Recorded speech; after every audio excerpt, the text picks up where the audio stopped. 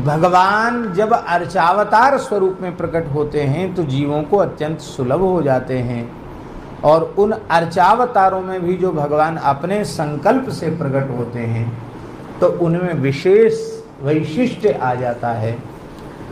अर्चावतार रूप से जगन्नाथ जी ने जितनी लीलाएं की हैं इस कलिकाल में और आज भी कर रहे हैं, उतनी लीलाएं अर्चावतार स्वरूप से बहुत कम जगह सुनने को देखने को प्राप्त होती। जैसे हमारे अब इस समय नाथद्वारा में विराजमान है श्रीनाथ जी। श्रीनाथ जी के भी अर्चावतार स्वरूप की बहुत सी लीलाएं जब वो ब्रज में थे,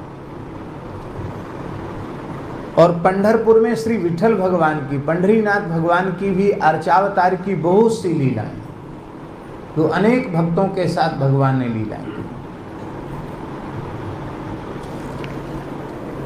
अब देखो विचित्र लीला अर्चावतार की, आप सुनेंगे तो आपको लगेगा कि हम तो पहली बार सुन रहे हैं।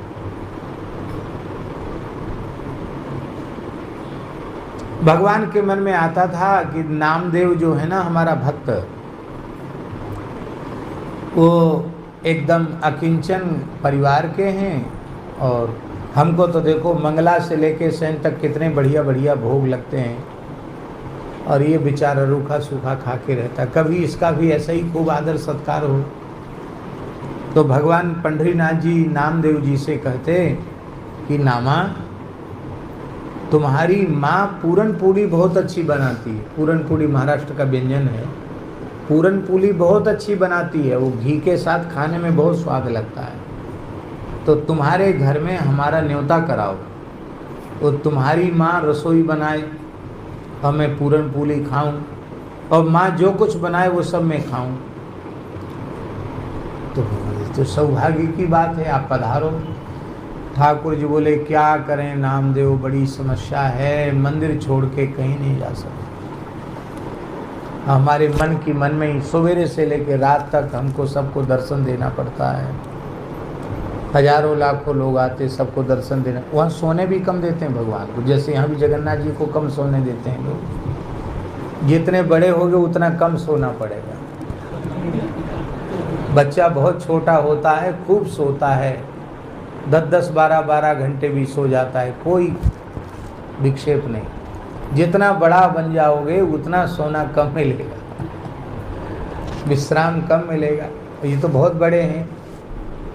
एक बार तो हम थे यहाँ जगन्नाथ जी में, तो पूज्य गोरीलाल कुंज वाले महाराज जी भी थे उस समय साथ में। यहाँ जो महल के पास में जो गेस्ट हाउस वगैरह बने हैं ना, क्या कहते हैं उनको, अलग अलग फ्लैट जैसे बने हैं, ये जो हैं भक्त निवास, ये महाराज साहब का ही है।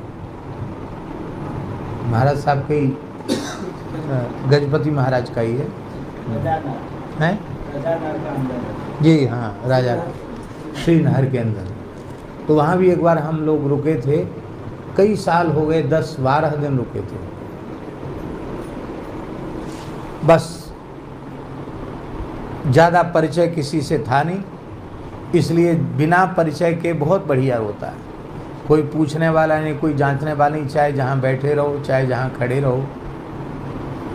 तो महाराज जी के साथ हम नित्य जाते थे, और रोज़ 12-1 बजे तो लौट के आते ही थे। बड़ा वेश जो होता है, बड़ा श्रृंगार होता है, उसका दर्शन करके आते थे। एक बार पता नहीं क्या जगन्नाथ जी की लीला हुई, हम लोग कहे कि आज तो आरती करा के जाएंगे, कभी लेट हो जाता तो चले भी आते थे।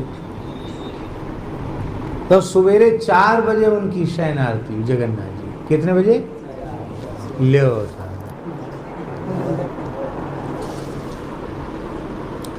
गोरेलाल जी वाले महाराज जी बोले कि अब ये सोएंगे कब, जगेंगे कब? बोले बस थोड़ी देर, अभी निद्रा देवी आई हैं, थोड़ी देर बाद वो कीर्तन वाले आ जाएंगे, प्रभाती गाएंगे, जगाएंगे जगन्नाथ जी। अरे बोले भाई ये तो ठाकुर जी के साथ बड़ा अन्याय हो रहा है, सोने नहीं देते। क्या कह रहे थे हम? हाँ, तो वो पंढरपुर में भी ठाकुर जी बहुत दर्शन देते, देर रात तक दर्शन देते, दिन भर दर्शन देते हैं। बोले क्या करें, भीड़ बहुत है, और हम यहाँ से जाएंगे मंदिर सूना हो जाएगा, ये पुजारी लोग जाने नहीं देंगे। अब ठाकुर जी के लिए कठिन काम है, वो तो यहाँ भी खड़े रह सकते, वहाँ भी जा सकते, लेकिन ये उनकी लीला है। बोले ये समस्या है, हमारी बहुत इच्छा है तुम्हारे घर में न्योता खाने की, और ऐसे न्योता नहीं, हम तो चाहते हैं सवेरे हम मंगला के समय चले जाएं और रात भर वहीं रहें, फिर सवेरे दूसरे दिन मंगला के समय आएं। पर क्या करें, हमारे मन की मन में है। नामदेव जी बोले प्रभु ये तो हमारा बहुत सौभाग्य है, मेरी माँ का सौभाग्य है, लेकिन आप कैसे करोगे, अब आप ही व्यवस्था बनाओ। तो भगवान बोले एक उपाय तो है। क्या उपाय है? बोले रात को शयन आरती के समय हम तुमको छिपा लेंगे अपने गर्भगृह में, कोई देख नहीं पाएगा तुमको,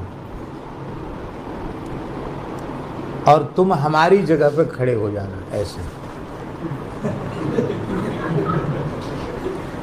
कोई नहीं पहचान पाएगा कि तुम नामदेव हो, सब यही कहेंगे कि पंढरीनाथ भगवान, ऐसे खड़े हो जाना। बस एक बात है, हिलना डुलना नहीं। हाँ, हिलोगे डुलोगे तो भेद खुल जाएगा। हमारे लिए इतना तो कर लो, और हम रात को ही तुम्हारे घर पे जाके सोएंगे, सवेरे मंगला होगी, सब काम घर पे ही होंगे, और तुम्हारी माँ के हाथ से ही सब पूरा ग्रहण करेंगे, और यहाँ हमारी जगह तुम खड़े होकर मंगला, श्रृंगार, राजभोग, उत्थापन, जितने भोग, जितनी आरती सब तुम्हारी होगी। पर सवेरे सवेरे तुम्हारे शरीर से कपड़ा हटावें तो तुम कुछ बोलना नहीं, क्योंकि वो सब कपड़ा हटा देते, नंगा भी कर देते हैं। भगवान को नहाएंगे तो सब कपड़ा हटा देंगे, तो तुम मत कहना कि अरे भाई क्या भाई थोड़ा तो कपड़ा रखो शरीर में, ऐसा मत बोलना। तुम चुपचाप खड़े रहना। फिर वहाँ क्या होता, आज भी होता है, सवेरे सवेरे भगवान को मुख पर माखन का लेप किया जाता है। माखन पिसी हुई मिश्री होती है, देसी मिश्री, और गाय का, भारतीय देशी गाय का शुद्ध मक्खन, एक गोला आज भी भगवान पंढरीनाथ के मुख पर ऐसे चिपका दिया जाता है, फिर उसको छुड़ा लेते हैं। ये मंगला भोग होता है, वो पद्धति है वहाँ की। सवेरे सवेरे ठाकुर जी को माखन मिश्री। तो ठाकुर जी बोले कि देखो मुख पर लगाएंगे तो सही माखन पुजारी लोग, लेकिन तुम लालच में, मुंह में पानी भी तुम्हारे आएगा, पर लालच में कहीं ऐसे मत कर लेना, कहीं खा लिया, जीभ फेर लिया तो फिर लोग पीटेंगे तुमको, हे भगवान कहाँ चले गए, नामदेव यहाँ के कहाँ से खड़ा हो गया। इसलिए बहुत सावधानी रखना। फिर तुमको दूध से स्नान कराएंगे, पोछेंगे, मालिश करेंगे, वस्त्र पहनाएंगे, और भगवान ने अपने स्वरूप में नामदेव जी को श्री मंदिर में खड़ा कर दिया और स्वयं वहाँ चले गए। अब वहाँ पाते, और हर आरती का दर्शन करने भगवान खुद आते हैं।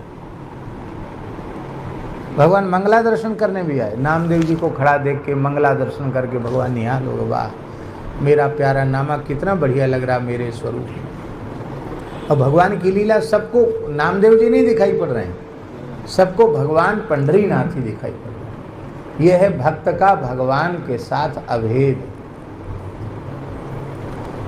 और शयन हो गया तो ठाकुर जी अपनी जगह पे आके खड़े हो गए।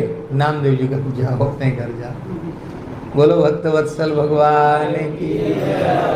अब देखो भगवान ने अर्चावतार रूप से कितनी विलक्षण लीला की। जतिपुरा में श्री गोपाल जी, श्रीनाथ जी विराज रहे, और ठाकुर जी को इच्छा हुई कि वहीं गिरिराज जी में टोंड़ का घना है, टोंड़ का घना एक जंगल है, गिरिराज जी के निकट ही है, वो भरतपुर जिले में आता है टोंड़ का घना, हमारी गौशाला से आसपास ही है। तो भगवान को इच्छा हुई कि हम टोंड़ के घने में आएं, क्योंकि श्री राधा रानी का संकेत हुआ था कि हम गोपियों के सहित, सखियों के सहित वहाँ आकर आपको छाक आरोगाएंगे। तो भगवान को वहाँ जाने की इच्छा थी, और अब जाएं कैसे, कोई ना कोई तो लीला करनी पड़ेगी।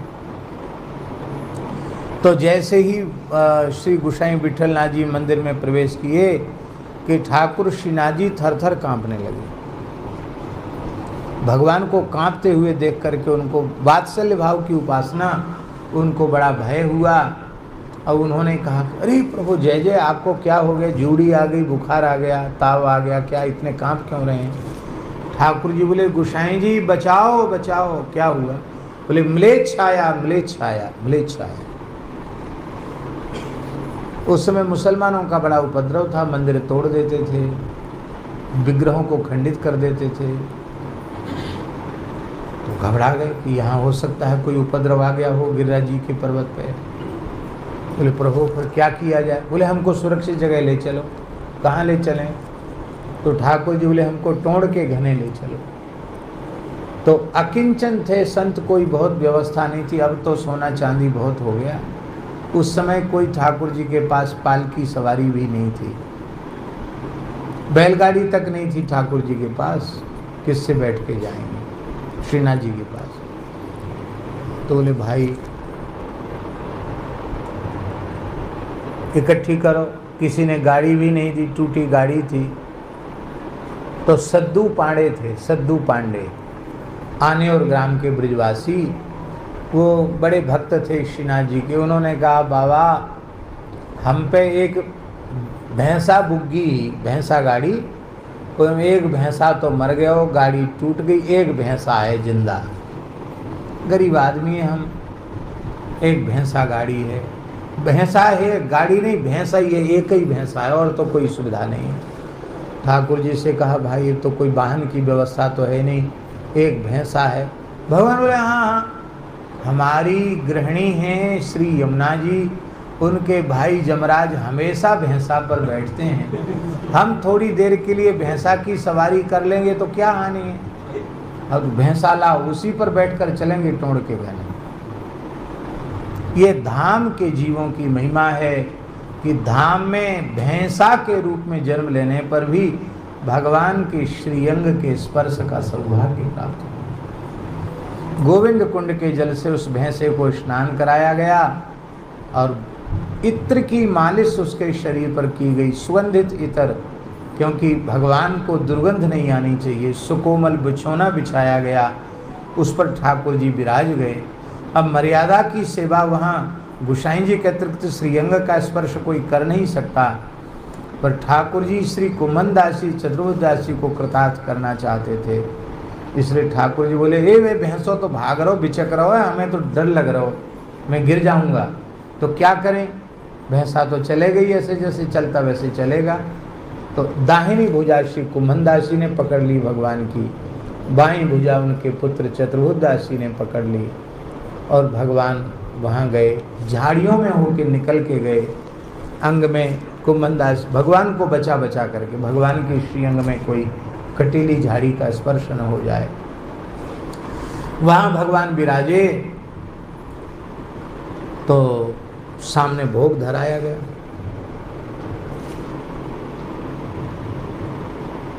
ठाकुर जी बोले, नहीं पाएंगे, भूख नहीं? बोले, भूख तो है, खाएंगे क्यों नहीं? बोले, कुछ गाओ बजाओ, मनुहार करो, क्योंकि आपने गा गा करके खाने का अभ्यास बना दिया है। अब सब अष्टचाप के महान भक्त कवि कौन गाए? सब थक गए थे, दौड़ते दौड़ते परेशान थे, पैर में कांटा लग गया, शरीर में कांटा लग गया, कपड़ा फट गया, सब क्लांत थे।